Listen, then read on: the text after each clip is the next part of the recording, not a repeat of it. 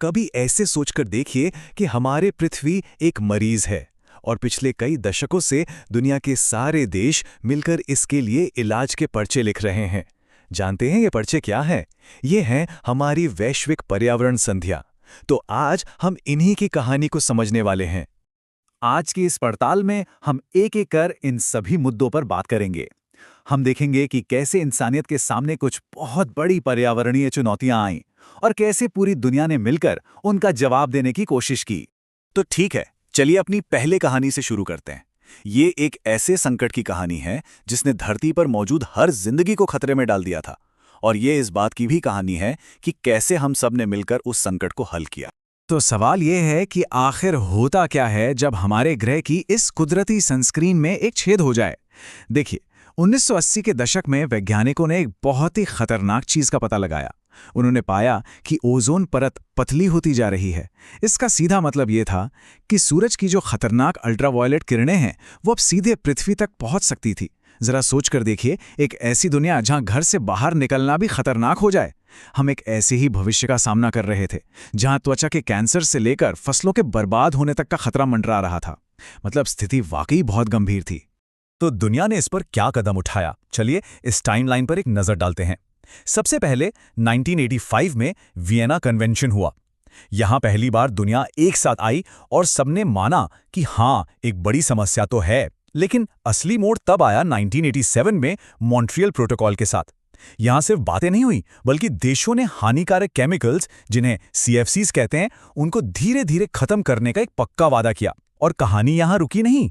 2016 में किगाली संशोधन के जरिए इस प्रोटोकॉल को और भी मजबूत बनाया गया। मॉन्ट्रियल प्रोटोकॉल को अक्सर इतिहास का सबसे सफल समझौता क्यों कहते हैं? क्योंकि इसने वाकई काम किया।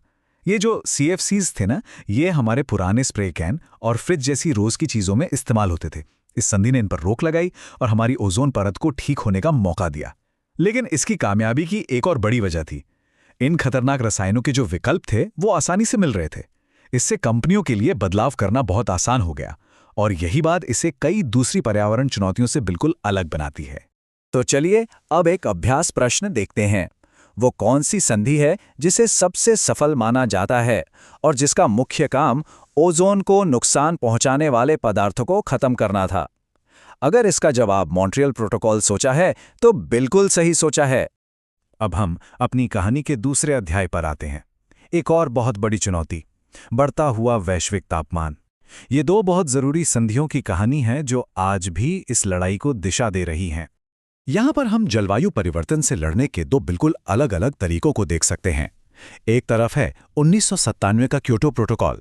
इसका तरीका था टॉप डाउन, मतलब ऊपर से आदेश आया। इसने सिर्फ विकसित देशों पर उत्सर्जन कम करने के लिए कानूनी तौर पर बाध्यकारी लक्ष्य तय कर दिए। वहीं दूसरी तरफ 2015 का पेरिस समझौता है। इसका तरीका बॉटम अप है, मतलब ये एक वैश्विक कोशिश है जिसमें सारे देश शामिल होते हैं और खुद अपने लक्ष्य तय करते हैं, जिन्हें राष्ट्रीय स्तर पर निर्धारित योगदान या NDCs कहा जाता है। मतलब हर देश अपनी अपनी क्षमता के हिसाब से योगदान देता है। तो पेरिस समझौते का सबसे जरूरी लक्ष्य क्या है? वो है ये नंबर 1.5 डिग्री सेल्सियस। इस समझौते का मकसद है कि दुनिया का तापमान पूर्व औद्योगिक स्तरों से 2 डिग्री सेल्सियस से ज्यादा न बढ़े। पूर्व औद्योगिक स्तर यानी वो जमाना जब हमने बड़े पैमाने पर कोयला और पेट्रोल जलाना शुरू नहीं किया था। और कोशिश ये करनी है कि ये बढ़ोतरी 1.5 डिग्री तक ही सीमित रहे। तो एक और सवाल, क्योटो प्रोटोकॉल और पेरिस समझौते के बीच विकसित और विकासशील देशों की जिम्मेदारियों में सबसे बड़ा फर्क क्या है? देखिए, मुख्य फर्क यही है कि क्योटो ने सिर्फ विकसित देशों पर बाध्यकारी लक्ष्य लगाए थे, जबकि पेरिस समझौते में सभी देश अपनी अपनी क्षमता के हिसाब से योगदान करते हैं। देखिए, हमारे ग्रह की सेहत सिर्फ तापमान तक ही सीमित नहीं है। ये जिंदगी के उस पेचीदा बुनावट से भी जुड़ी है जिसे हम जैव विविधता कहते हैं। तो ये अध्याय हमारे ग्रह के इसी जीवन के ताने बाने को बचाने के बारे में है, यानी सबसे छोटे जेनेटिक कोड से लेकर पूरे के पूरे इकोसिस्टम तक।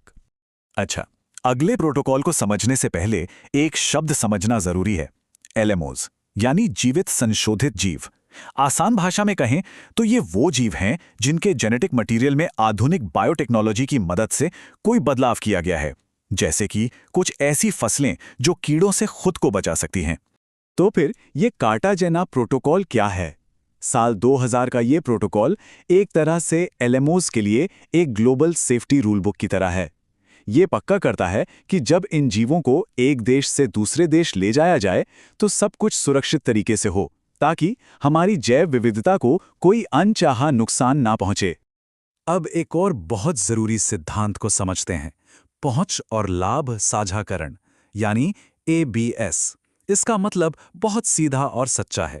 जब किसी देश या समुदाय के जेनेटिक संसाधनों का, जैसे मान लीजिए किसी खास पौधे का इस्तेमाल करके कोई नई खोज होती है या कोई प्रोडक्ट बनता है, तो उससे होने वाला फायदा उस देश या समुदाय के साथ भी बांटा जाना चाहिए। ये एक तरह से इंसाफ की बात है। और यहीं पर 2010 का नागोया प्रोटोकॉल सामने आता है। ये प्रोटोकॉल ABS के सिद्धांत को सिर्फ एक ख्याल नहीं रहने देता, बल्कि उसे एक कानूनी ढांचा देता है। ये सुनिश्चित करता है कि जिन समुदायों ने सदियों से इन संसाधनों की देखभाल की है, उन्हें भी इसके इस्तेमाल से होने वाले फायदों का सही हिस्सा मिले। एक और अभ्यास प्रश्न, कौन सा प्रोटोकॉल जेनेटिक संसाधनों से होने वाले लाभों के निष्पक्ष बंटवारे से जुड़ा है? जी हां, इसका सही जवाब है नागोया प्रोटोकॉल। चलिए अब अपनी कहानी में हम कुछ ऐसे खतरों की बात करते हैं जो दिखाई नहीं देते। खतरनाक रसायन, प्रदूषक और जहरीला कचरा। देखते हैं कि दुनिया इनसे निपटने की कोशिश कैसे कर रही है। ये स्लाइड इस समस्या को कंट्रोल करने के 4 स्तंभों को बहुत अच्छे से दिखाती है, तो चलिए एक एक करके इन्हें समझते हैं। पहला है 1989 का बेसल कन्वेंशन। इसका काम ये देखना है कि अमीर देश अपना खतरनाक कचरा गरीब देशों में ना फेंके। दूसरा है 1998 का रॉटरडैम कन्वेंशन, जो कहता है कि कोई भी देश आपकी इजाज़त के बिना आपके यहाँ खतरनाक रसायन नहीं भेज सकता। तीसरा है 2001 का स्टॉकहोम कन्वेंशन। ये DDT जैसे स्थायी कार्बनिक प्रदूषकों पर निशाना साधता है। ये वो जहर हैं जो पर्यावरण में सालों साल बने रहते हैं।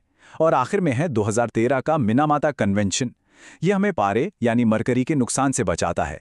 जैसे टूटे हुए थर्मामीटर से पारा निकलता है, ये संधि उसी तरह के पारे के इस्तेमाल को दुनिया भर में कंट्रोल करती है। अब एक स्थिति पर आधारित सवाल। मान लीजिए कोई देश अपनी इजाज़त के बिना किसी खतरनाक कीटनाशक को अपने देश में आने से रोकना चाहता है, तो वो किस कन्वेंशन का सहारा लेगा?